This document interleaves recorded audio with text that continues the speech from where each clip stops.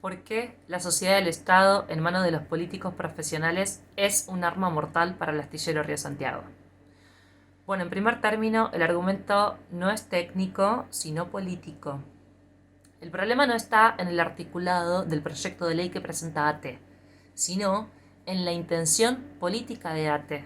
Y esto no se aprecia en sus discursos, sino en sus acciones.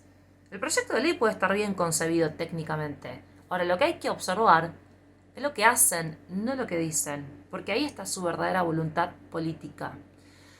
Y lo que hacen es, bueno, ATE Ensenada abandonó la línea política que le ganó al intento de privatización del astillero en los 90 por orden de la embajada norteamericana. Esa es la verdad. ATE Ensenada dejó de luchar por los históricos proyectos de ley navales que le dieron trabajo al astillero durante todos estos años. Estos son transporte por agua con reserva de cargas, que recupera el derecho al transporte de cargas de ultramar, y FODIN, que es un impuesto al flete marítimo que genera un financiamiento genuino para volver a fabricar barcos en nuestro país. Es decir, la facturación del flete marítimo subsidia la fabricación de barcos en la Argentina, sin tocar un solo centavo del Tesoro Nacional. Podemos reabrir todos los astilleros que cerraron en los 90 y poner a tope de producción a nuestro astillero Río Santiago.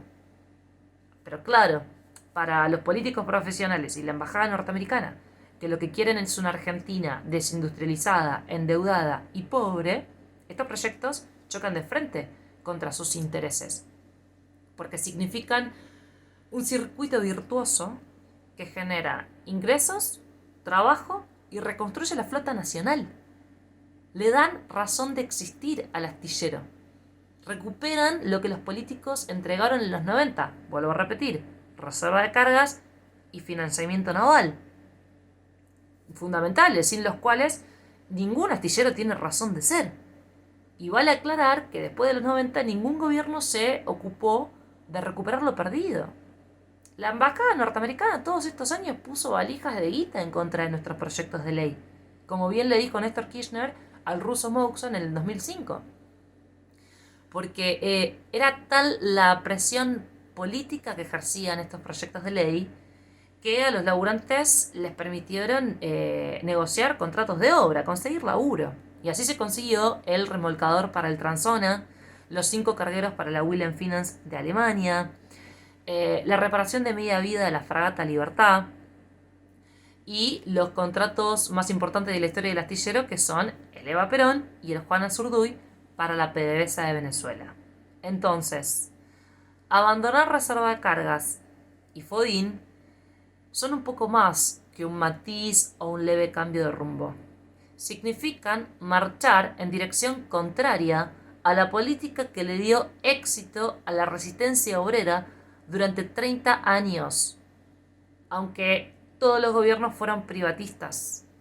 Sí, liberales y keynesianos también, porque no hay diferencia entre la ortodoxia liberal y la progresía keynesiana cuando se trata de la propiedad social de los medios de producción. Reventaron nuestras empresas estatales en los 90 y ningún gobierno se ocupó de recuperarlas. Los liberales de Menem, de la Rúa, Duhalde, Macri, revientan el Estado y festejan. Pero los keynesianos, Alfonsín, Néstor, Cristina, Alberto, hacen lo mismo y dicen sentir culpa. Ninguno enfrentó a la embajada norteamericana. Ninguno sacó al astillero de la lista de 27 empresas de defensa a ser privatizadas. El astillero sigue ahí, primero en la lista, tal como lo dijo Germán Abdala desde el primer día.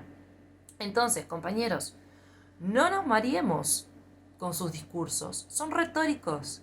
Dicen palabras bonitas,